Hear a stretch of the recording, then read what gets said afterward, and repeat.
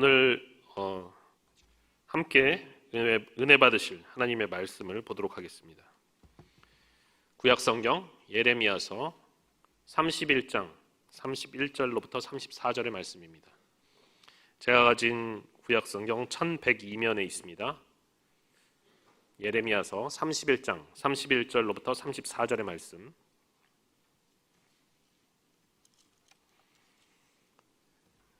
제가 먼저 31절 읽어드리고 교독하신 후에 마지막 34절 합독하도록 하겠습니다. 여호와의 말씀이니라. 보라, 날이 이르리니 내가 이스라엘 집과 유다 집에 새 언약을 맺으리라. 이 언약은 내가 그들의 조상들의 손을 잡고 애굽 땅에서 인도하여 내던 날에 맺은 것과 같이 아니할 것은 내가 그들의 남편이 되었어도 그들이 내 언약을 깨뜨렸음이라. 여호와의 말씀이니라. 그러나 그날 후에 내가 이스라엘 집과 맺을 언약은 이러하니 곧 내가 나의 법을 그들의 속에 두며 그들의 마음에 기록하여 나는 그들의 하나님이 되고 그들은 내 백성이 될 것이라. 여호와의 말씀이니라. 다 같이 그들이 다시는 각기 이웃과 형제를 가리켜 이르기를 너는 여호와를 알라 하지 아니하리니 이는 작은 자로부터 큰 자까지 다 나를 알기 때문이라. 내가 그들의 악행을 사하고 다시는 그 죄를 기억하지 아니하리라. 여호와의 말씀이니라. 아멘. 저는 방금 읽은 예레미야 31장의 본문을 가지고 새 언약과 십자가 그리고 성령이라는 제목으로 말씀을 전하도록 하겠습니다. 제가 지난 1월달 수요 예배 때는요 이사야서를 다루었는데요, 이번엔 어떤 본문을 다뤄야 할까 고민하다가 이번에는 예레미야서를 한번 다뤄보자 하는 생각이 들었습니다. 특별히 오늘 말씀을 준비하면서 더 간절한 마음이 들었어요. 더 간절한 마음. 말씀을 연구하다 보니까 이것이 너무나 중요한 말씀인데 그런데 저의 어눌한 입술 때문에 이 귀한 말씀을 제대로 전달을 못하면 너무 안타깝겠다, 그런 생각이 들었습니다. 그만큼 중요하다는 거예요, 오늘 말씀이. 오늘 예레미야서를 전하게 하신 성령님의 인도하심과 의도하심이 분명히 있을 줄을 믿습니다. 사랑하는 성도 여러분, 하나님은요 언제나 우리의 삶에 관심을 가지고 계십니다. 하나님은 우리의 일상의 삶이 거룩하신 하나님을 닮아서 우리도 거룩하고 흠이 없기를 바라시는 거예요. 왜 그럴까요? 우리를 하나님의 자녀로 삼아주셨거든요. 우리를 하나님의 나라 백성이 되게 하셨거든요. 하나님 입장에서 내 자식이고 내 백성이란 말이 되는 것입니다. 여러분, 하나님은 인격적인 분이십니다. 하나님은 인격적인 분이세요. 만약 하나님께서 인격적인 분이 아니셨다면, 그리고 우리를 향해서 지나칠 정도로 과분한 사랑을 가진 분이 아니셨다면 우리는 결코 하나님을 마주할 수 없었을 거예요.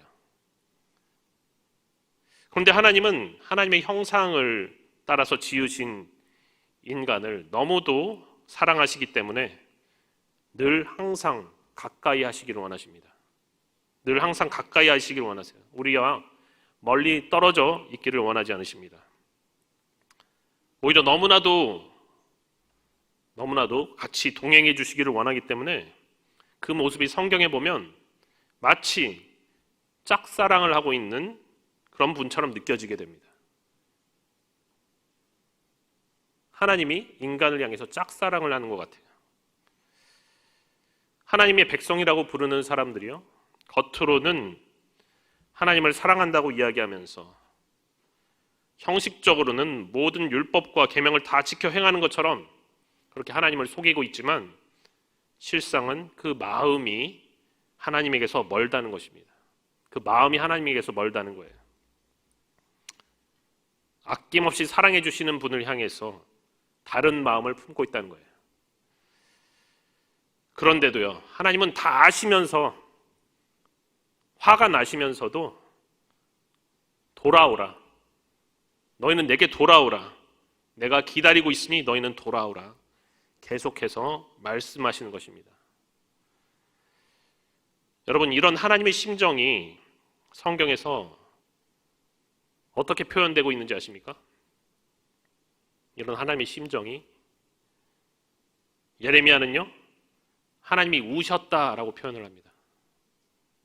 하나님이 우셨다. 하나님이 비통해서 우셨다. 창조주이신데 이 창조주 하나님이 그분이 직접 지으신 백성들 때문에 눈물을 흘리셨다는 거예요. 실제로 예레미야서 14장 17절에 이렇게 나와 있습니다. 너는 이 말로 그들에게 이르라. 내 눈이 밤낮으로 그치지 아니하고 눈물을 흘리리니 이는 처녀딸 내 백성이 큰 파멸 중한 상처로 말미암아 망함이라. 하나님의 뜻을 거스르고 회개를 거부하는 이 유다 백성에게 하나님은 결국 심판을 선언하실 수밖에 없었습니다. 이렇게 심판을 선언하신 하나님의 모습은 우리가 언뜻 보기에는 정도 없으시고 매몰차고 너무 감정이 메마른 분처럼 생각이 들 수가 있어요. 어떻게 자기가 지은 백성, 하나님의 백성이라고 하면서 심판을 내릴 수가 있는가? 그러나 사실은 그 심판 선언 뒤에는요, 한이 없는 하나님의 눈물이 있다는 것을 우리는 알아야 될 것입니다. 심판 뒤에는 하나님의 눈물이 있어요. 너무나도 사랑하지만 죄악이 너무나 심각해서 심판하지 않을 수가 없는 그런 상황에서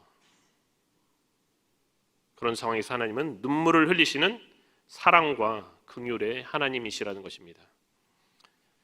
많은 사람들이 예레미야를 이야기할 때요, 그를 눈물의 선지자라고 하고 하나님의 뜻을 따르다가 결국 결혼도 못하고 매나 심하게 맞고 갇히고 끌려가고 이런 것만을 생각합니다.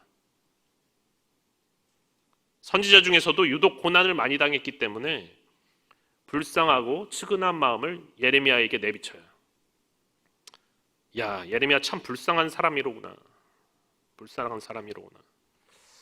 분명히 선지자도 한 사람의 인생이기 때문에 그의 인생 전체를 놓고 보면요, 솔직히 그가 행복했다고 보기는 어려울 것입니다. 짠하죠. 정말 짠해요. 다른 말로 하면 하나님 정말 너무하시는구나. 진짜 너무하시다.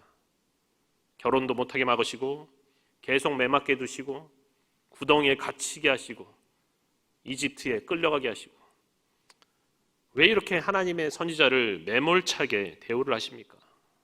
하나님의 사람인데. 그렇게 생각하는 것이죠.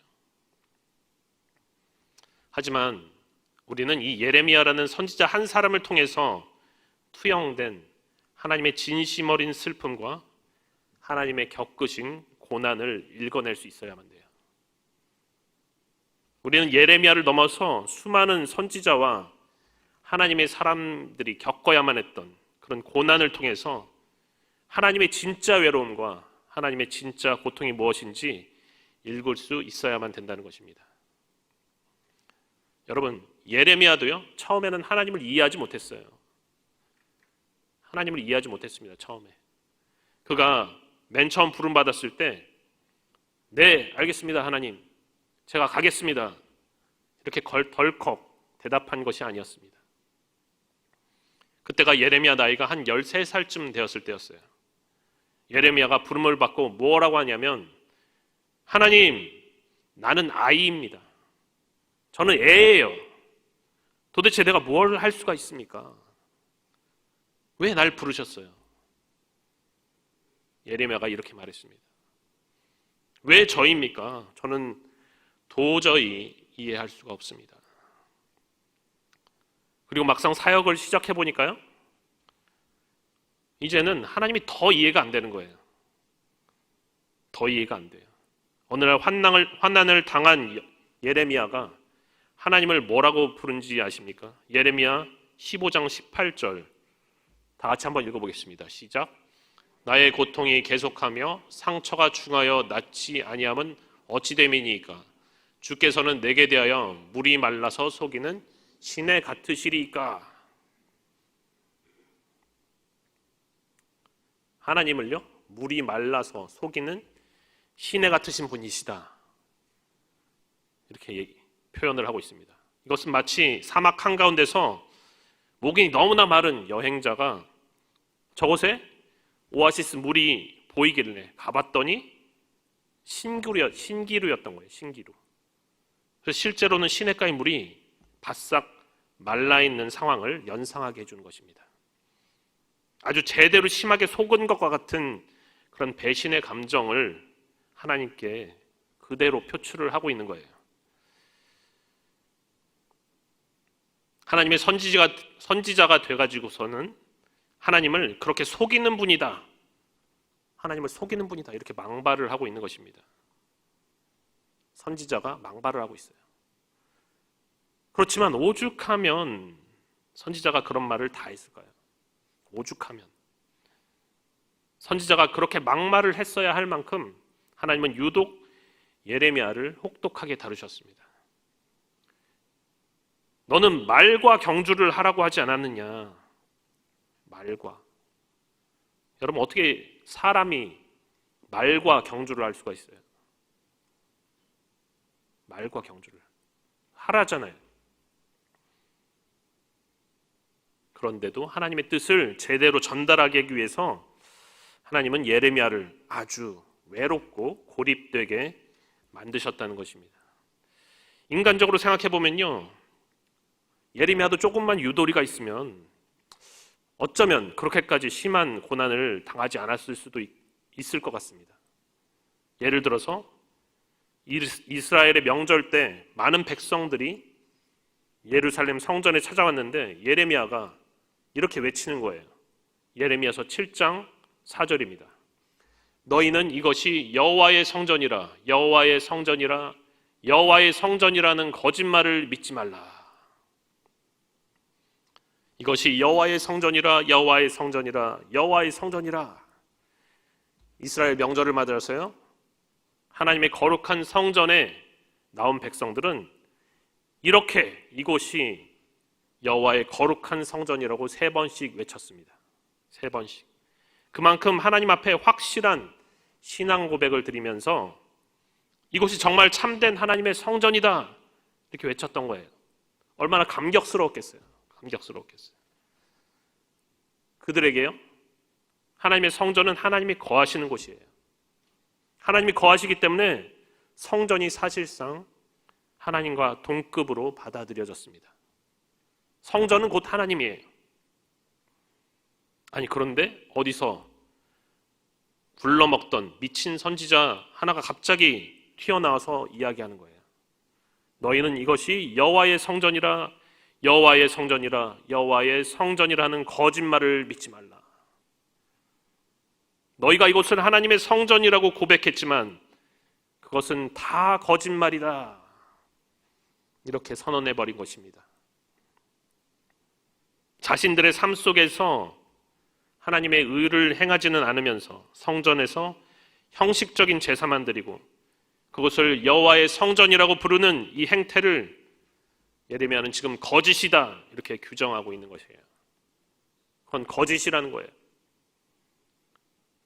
누군가는 이렇게 이야기할 수도 있습니다.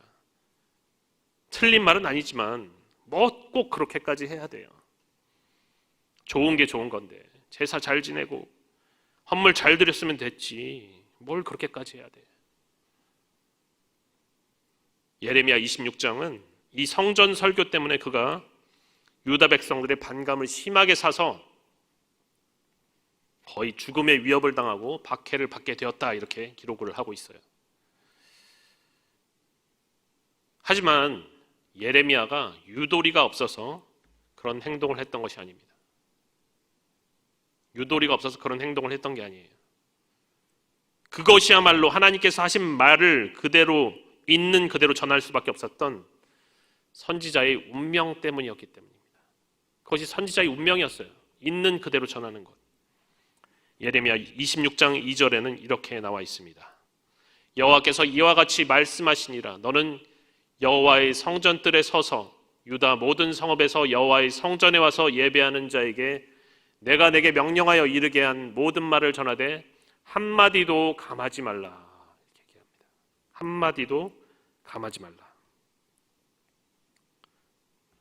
예레미야는 이 명령을 받았기 때문에 있는 그대로 전달할 수밖에 없었어요. 있는 그대로. 이에 대한 유다 백성들의 반응이 26장 8절에 기록되어 있습니다. 다 같이 함께 읽어보겠습니다. 시작. 예레미야가 여호와께서 명령하신 말씀을 모든 백성에게 전하기를 마침에 제사장들과 선지자들과 모든 백성이 그를 붙잡고 이르되 네가 반드시 죽어야 하리라. 반드시 죽어야 하리라. 사람들이 선지자가 어떻게 되어야 한다고 생각했습니까? 반드시 죽어야 하리라. 네가 반드시 죽어야 하리라. 예레미야는 이곳이 여호와의 성전이라는 말을 거짓말이라고 했고, 심지어 이 거룩한 하나님의 성전이 과거에 무너져버린 실로와 같이 되고 세계의 모든 민족의 저주거리가 되게 할 것이다, 이렇게 이야기를 해버렸거든요. 유다 백성들에게는 이것이 완전한 성전 모독이고 완전한 하나님 모독으로 들렸을 것입니다. 율법에 찾아보니까 하나님을 모독한 자는 어떤 형벌로 다스립니까? 하나님 이름을 저주하고 모독한 자들은 돌로 쳐서 사형으로 다스린다, 이렇게 나와요. 아하, 그래, 옳거니 너는 죽어줘야겠구나. 너는 반드시 죽어야겠구나. 저놈을 잡아 죽여라. 이렇게 되는 것입니다. 선지자는 하나님이 분명 전하라고 했고 한마디도 감하지 말라고 해서 그대로 전했더니 이 선지자에게 돌아온 것이 바로 죽음의 위협뿐이더라 라는 거예요. 죽음의 위협뿐이더라. 죽음의 위협밖에 없었어요. 그런데 놀랍게도요, 신약 시대에도 예레미야랑 거의 똑같은 행동을 하시는 분이 계시네요. 예레미야랑 똑같은 행동을 하는 분이 신약 시대에도 있어요. 그냥 하나님 뜻대로 노받고 해요. 노받고 직진하는 거예요. 예루살렘 성전을 방문한 예수님은요, 그곳에서 벌어지고 있는 모습을 보시고 바로 행동부터 취하십니다. 매매하는 사람들을 다 내쫓으시고 돈 바꾸는 사람들의 상과 비둘기 파는 사람들의 의자를 그냥 냅다 둘러 엎어버리셨어요. 내 아버지의 집으로 장사하는 집을 만들지 말라. 화가 많이 나신 건 알겠는데 너무 과격하시다는 거죠. 너무 과격하시다. 그러면서 이렇게 말씀하시는 거예요. 이 성전을 헐라 내가 사흘 동안에 일으키리라. 이것 역시 성전 모독입니다. 성전을 헐라. 또 어느 때는 스스로를 가리켜서 성전보다 더 큰 이가 여기 있다, 이렇게 말씀하십니다. 정말 보는 사람 입장에서 조마조마하게 만드세요. 조마조마하게. 따지고 보면요, 물론 맞는 말씀입니다. 맞는 말씀이에요. 예수님 입장에서는 당연히 예수님이 성전보다 크죠. 맞는 말씀을 한 것인데, 그런데 이것이 듣는 사람으로 하여금 끊임없이 거부감을 일으킨다는 것입니다. 듣는 사람들로 하여금 끊임없이 속에서 거부감이 일어나게 만드는 거예요. 지난 수요 예배 때 성광훈 목사님이 스캔들의 어원이 된 헬라어 스칸달리조 이야기를 하셨는데요. 정말 예수님은 끊임없이 가는 곳마다 스캔들을 일으킵니다. 끊임없이 사건을 일으켜요. 예레미야보다 더하면 더하셨지 절대 덜하시지 않는 것입니다. 덜하시잖아요. 그런데 여러분, 그것을 아십니까 혹시? 이 예수님의 마음과 예수님의 행동은 정확하게 하나님 아버지의 뜻을 반영하고 있다는 사실을 여러분 아십니까? 예수님이 이렇게 과격한 행동과 말을 하실 때도 하나님과 같은 마음으로 성령의 인도함을 받아서 그런 행동을 하셨다는 것입니다. 예수님이 화가 많아서 그렇게 하신 것이 아니에요.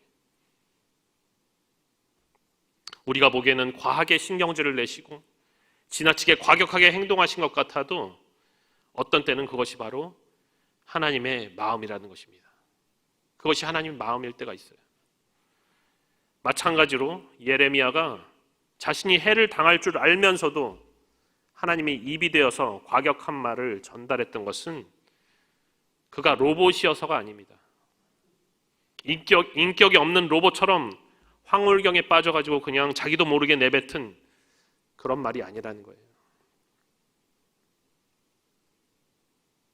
처음에는 하나님을 이해하지 못했지만 이제는 누구보다 하나님의 마음을 잘 알게 되었기 때문에 그러고 있는 것입니다. 누구보다도 하나님의 마음을 잘 아는 거예요. 선지자가 하나님의 애끓는 심정을 너무 잘 알았기 때문에 내가 당할 모든 위협과 손해까지도 감수하고 목숨을 걸고 말씀을 전하고 있는 것입니다. 그래서 예레미야서는요, 이 예레미야라는 선지자를 통해서 하나님의 마음을 알아가고 또 하나님을 알아가는 것이 무엇인지 우리에게 보여주고 있는 그런 말씀인 것입니다. 여러분, 하나님을 안다는 것은요, 하나님의 성품을 체험하고 그 성품을 담기 위해서 그 체험한 바를 실천한다라는 뜻을 담고 있습니다. 단순히 하나님에 대한 지식적인 정보를 취득하는 것이 하나님을 아는 것이 아니에요. 하나님의 성품을 체험하고 그 성품을 담기 위해서 체험한 바를 실천한다는 거예요. 하나님의 마음을 알아서 하나님의 뜻대로 살아가는 것이 바로 하나님을 안다는 의미가 되는 것입니다. 그것이 하나님 아는 거예요. 여러분, 내가 어떤 사람을 잘 알잖아요? 우리가 김명현 목사님 잘 알죠? 담임 목사님? 네. 몰라요? 네. 알죠, 그러면. 내가 안다는 게 무슨 뜻입니까? 담임 목사님이 여기서 설교를 하고 있습니다. 안녕하세요, 이렇게 손 들 수 있죠. 진짜 아는 사람들은 앞에 나와서 들어요. 앞에 나와서. 앞에 안 나면 혼나잖아요. 네. 안 그래요? 나 썰렁해졌는데. 네. 그게 아는 거예요. 누군가를 안다는 건요, 그 사람이 원하는 거를 행동을 취하는 거예요. 하나님을 안다는 것은 하나님이 원하시는 것을 행하는 것이 하나님을 진짜로 아는 것입니다.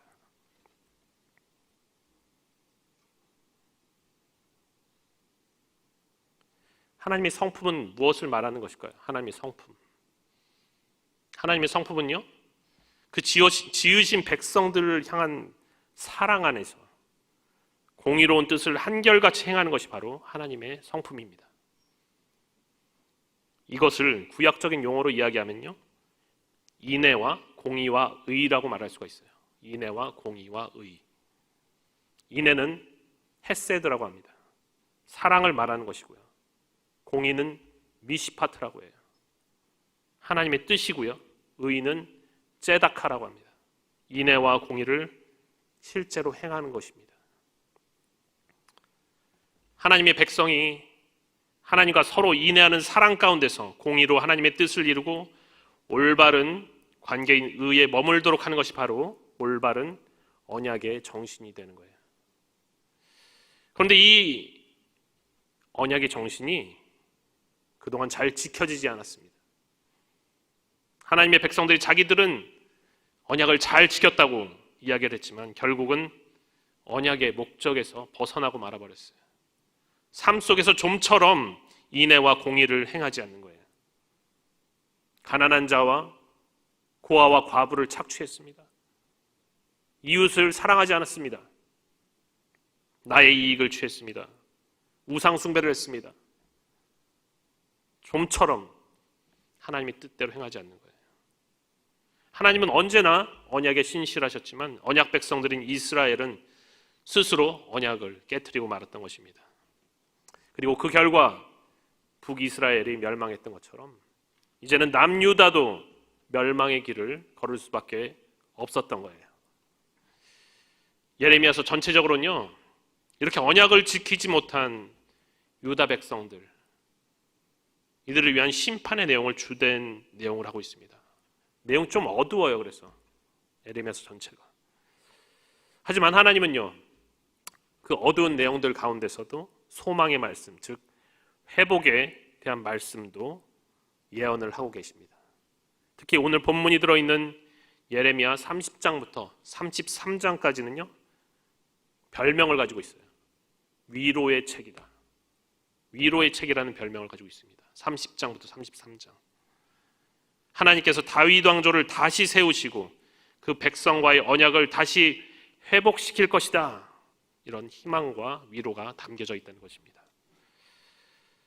마음이 부패해서 하나님을 알지 못해서 죄악을 저질렀지만 하나님이 이제는 그것마저도 고쳐주시겠다라고 약속을 해주시는 거예요. 약속을 해주신다.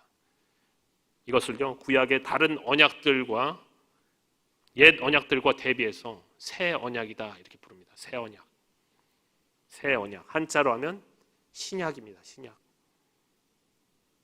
오늘은 이 새 언약을 살펴보도록 하겠습니다. 먼저 본문 31절과 32절 다 함께 읽어보겠습니다. 시작. 여호와의 말씀이니라. 보라 날이 이르리니 내가 이스라엘 집과 유다 집에 새 언약을 맺으리라. 이 언약은 내가 그들의 조상들의 손을 잡고 애굽 땅에서 인도하여 내던 날에 맺은 것과 같이 아니할 것은 내가 그들의 남편이 되었어도 그들이 내 언약을 깨뜨렸음이라. 여호와의 말씀이니라. 아멘. 하나님이요 예레미야를 통해서 새 언약을 맺겠다. 새 언약을 맺겠다 이렇게 말씀을 하셨습니다. 이전에 맺었던 언약들이 있어요. 노아 언약이 있고 아브라함 언약이 있고 모세와 맺었던 시내산 언약이 있고 다윗 언약이 있었습니다. 언약이 있는데 왜 또 새로 맺느냐는 거죠. 새 언약이 뭐가 필요하죠? 하나님이 이렇게 얘기하시는 거예요. 이 백성들은 내가 남편이 되었는데도 내 언약을 깨뜨렸기 때문이다. 언약이 파기가 되어버렸어요. 하나님은 언약에 신실하셨지만 백성들이 언약을 깨뜨려 버렸다는 것입니다.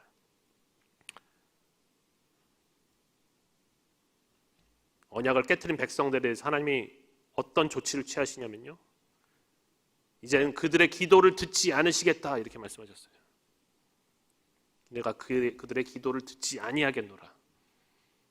과거 모세 때는요, 모세의 중보 기도를 들으시고 백성들을 진멸하려던 계획을 철회하셨던 그런 하나님이 이제는 예레미야를 통해서 너는 너희 백성에게 중보 기도도 하지 말아라.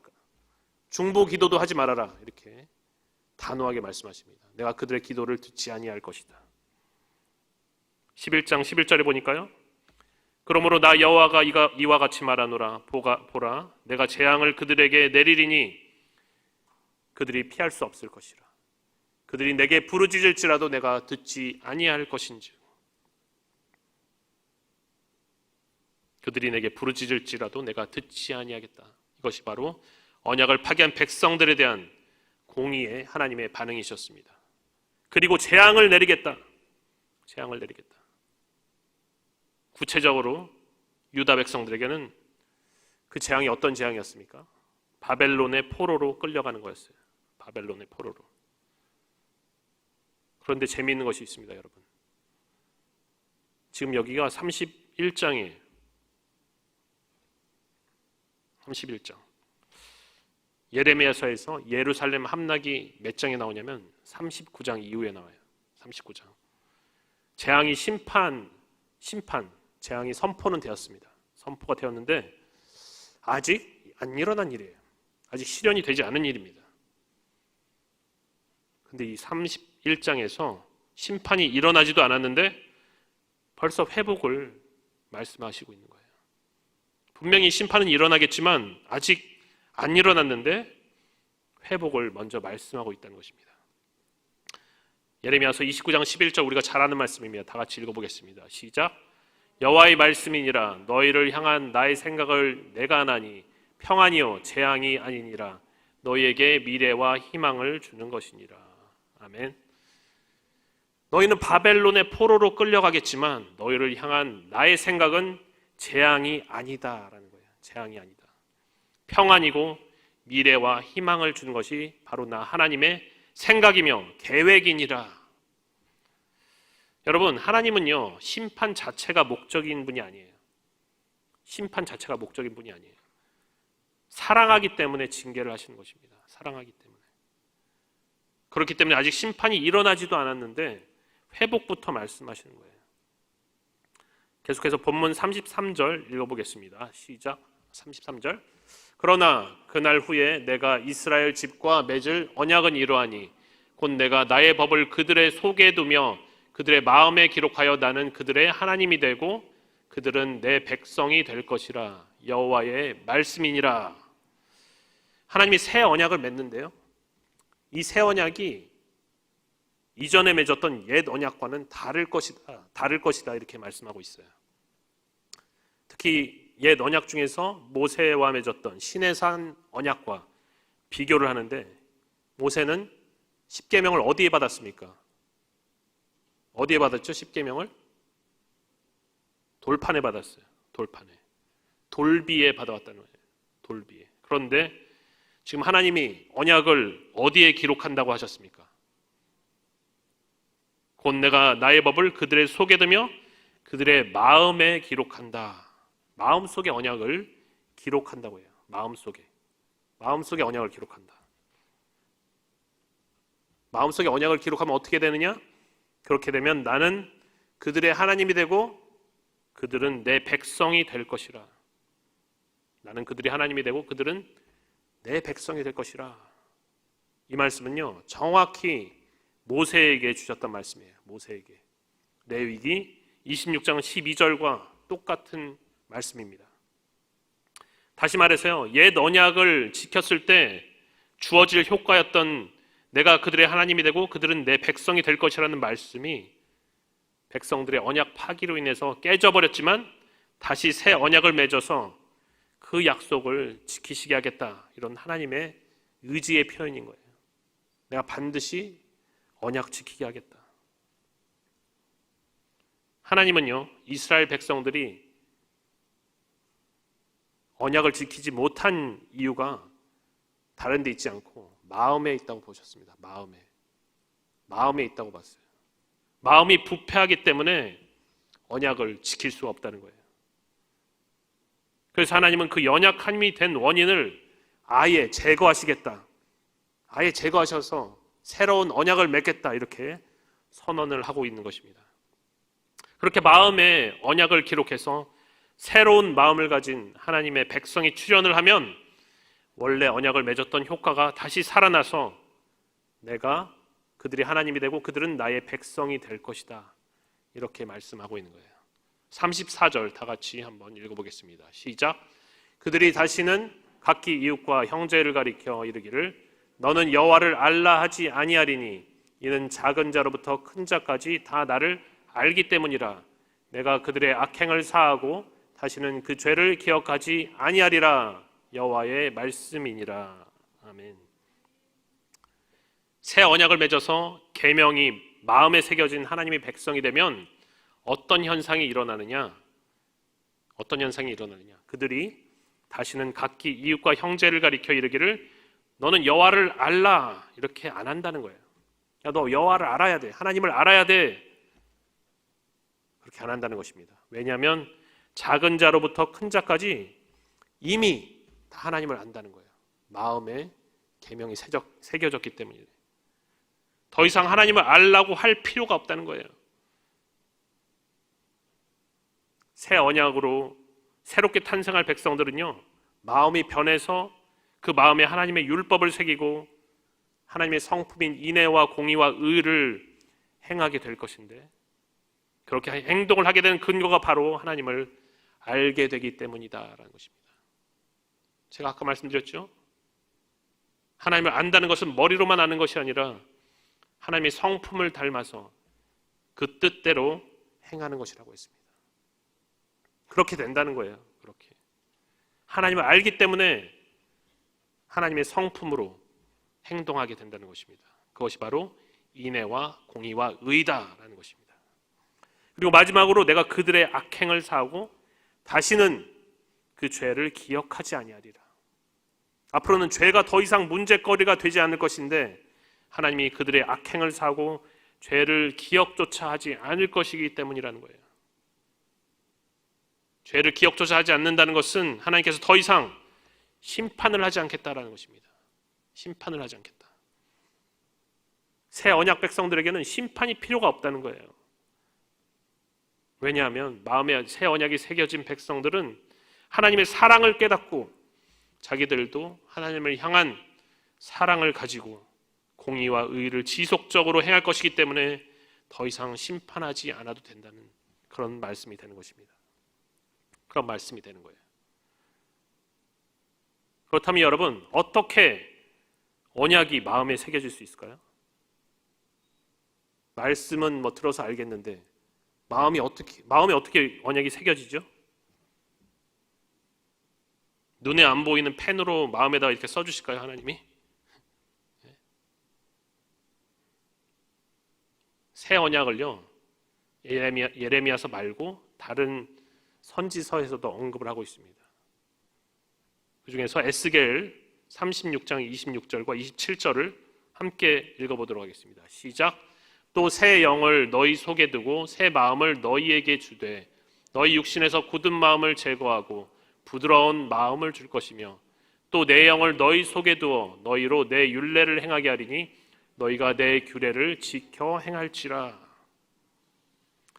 하나님은요, 새 영을 너희 속에 두겠다, 내 영을 너희 속에 두겠다, 이렇게 말씀을 하십니다. 여러분, 이 영이 무슨 영이에요? 이 영이 무슨 영이에요? 바로 하나님의 영, 성령을 이야기하는 것입니다. 성령을 너희 속에 두겠다는 거예요. 너희 마음에 두겠다는 거예요. 그래서 하나님은 성령을 통해서 새 언약을 우리 마음속에 기록하시고 하나님의 계명을 지키도록 하신다는 것입니다.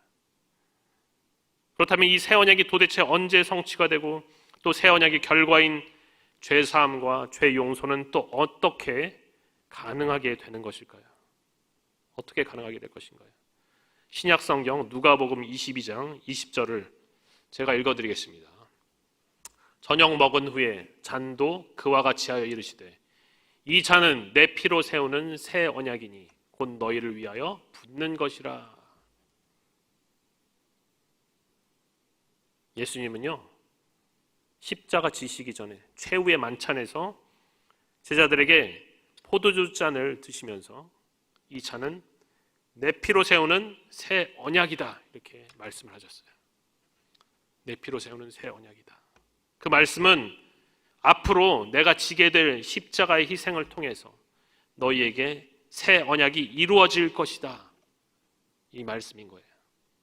십자가를 통해서 너희에게 새 언약이 이루어질 것이다, 새 언약이 성취가 될 것이다, 이렇게 말씀해 주시는 것입니다. 여러분, 히브리서는요, 새 언약이 약속하는 죄 용서가 바로 예수 그리스도의 단 한 번의 제사로 영원히 성취가 되었다, 이렇게 말씀을 하고 있어요. 예수 그리스도의 단 한 번의 제사로 죄 용서가 영원히 성취되었다.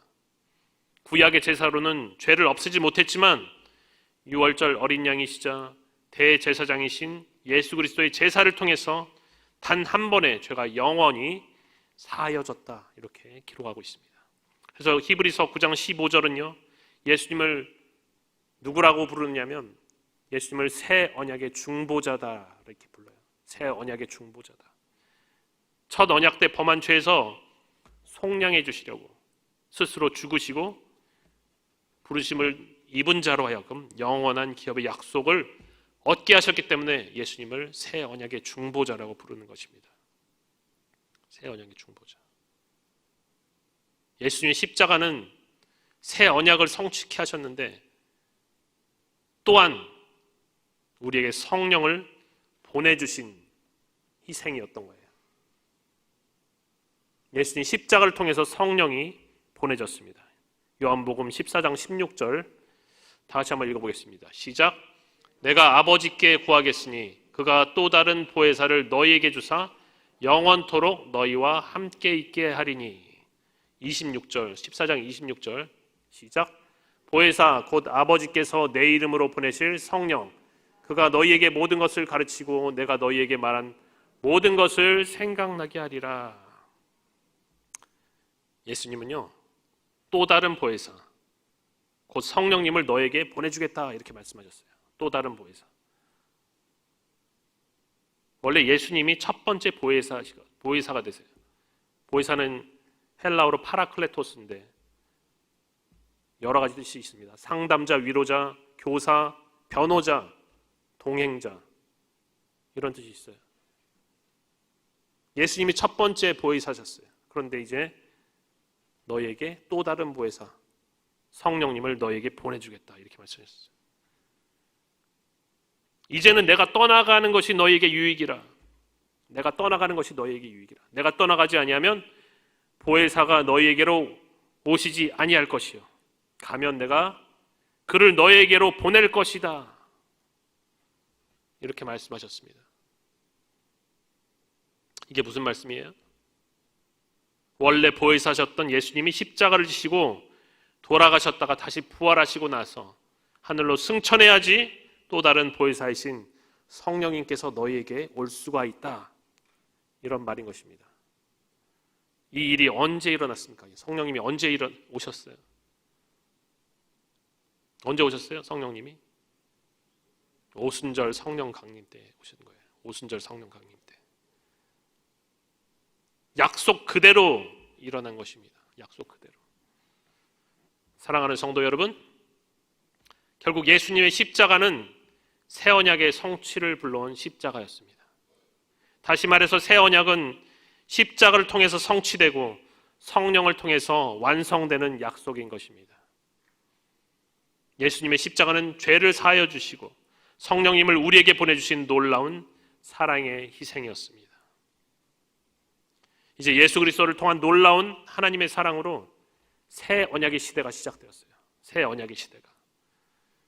앞으로 새 하늘과 새 땅이 완성되는 그날까지 우리는 하나님의 새로운 언약 백성의 신분에 걸맞게 거룩하고 흠이 없는 백성으로 살아가야만 할 것입니다. 하나님을 정확히 알므로 하나님의 성품인 정의와 인애와 공의와 의를 행하는 여러분들이 되시기를 축원합니다. 이런 삶이 어떻게 가능하다고요? 어떻게 가능합니까? 이런 삶을. 거룩하고 흠이 없는 삶, 하나님의 성품을 행하는 삶이 어떻게 가능합니까? 오직 성령으로만 가능한 거예요, 여러분. 오직 성령으로만 가능한 거예요. 하나님은 새 언약을 우리에게 주시고 성취케 하시려고 예수님으로 하여금 십자가를 지게 하시고 우리에게 성령을 보내주신 것입니다. 오직 성령 충만으로만 이런 삶이 가능하다는 거예요. 여러분 성령 받으셨습니까? 성령 받으셨어요?